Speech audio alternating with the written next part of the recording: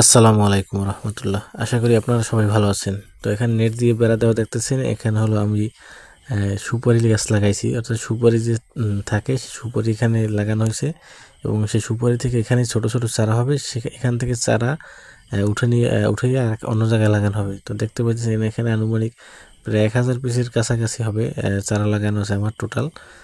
তো দেখেন এই যে এখানে অনেকটা দেখা যায় অঙ্কুরগুলো, যে সুপারি ছোট ছোট দেখেন এই যে লম্বা লম্বা, এগুলো হচ্ছে আমার সুপারির সেই গাছ, অর্থাৎ সুপারির সেই অঙ্কুরটা।